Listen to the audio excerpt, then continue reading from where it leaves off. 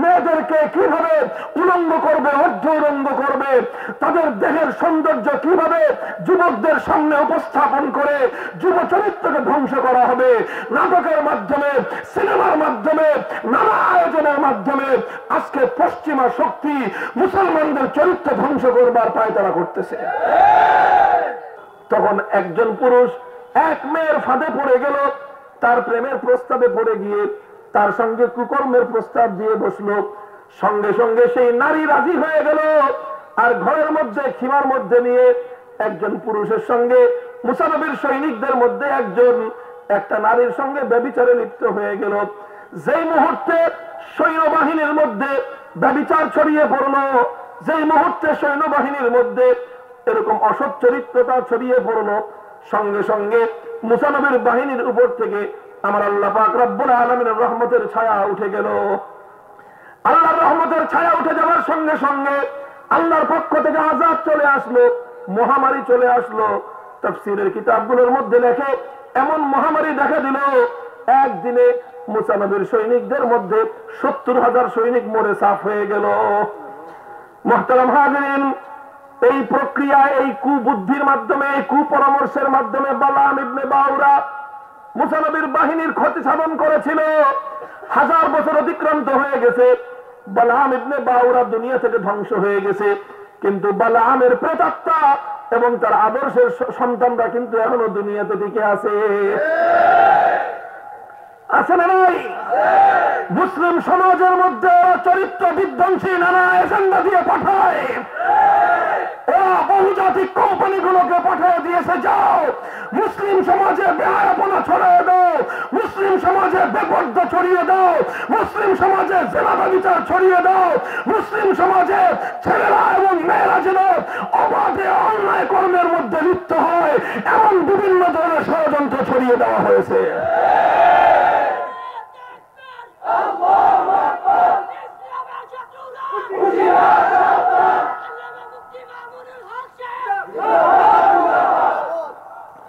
মুহতারাম হাজিরিন, কয়টার কথা বলবো?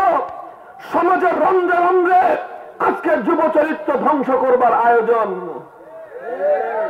মডেলিং, মডেলিং এর নামে উলঙ্গ মেয়েদেরকে উলঙ্গ করে যুবতী মেয়েদের তাদের দেহের সৌন্দর্যের মাধ্যমে আজকে যুবকদেরকে প্রলোভন দেখানো হচ্ছে, তাদের চরিত্র ধ্বংস করবার পায়তারা চলছে।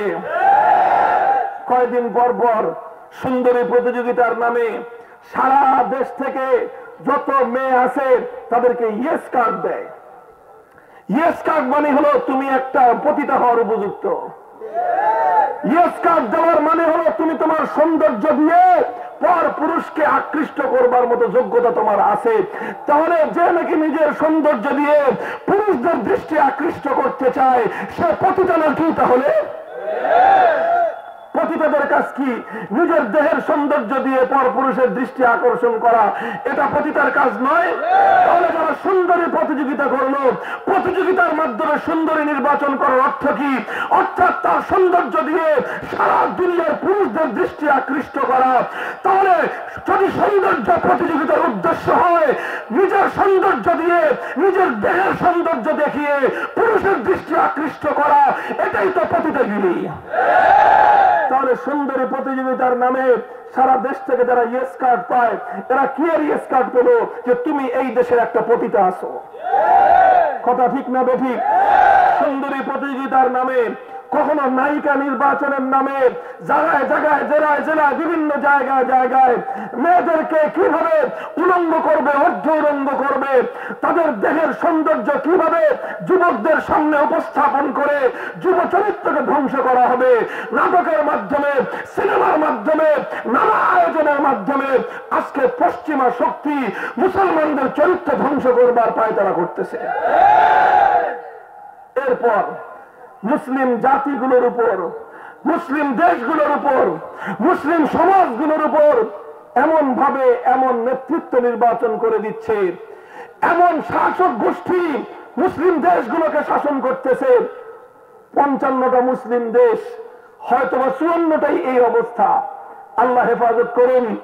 মুসলিম জাতি যতটুকু ভালো ছিল, কিন্তু মুসলিম জাতির শাসক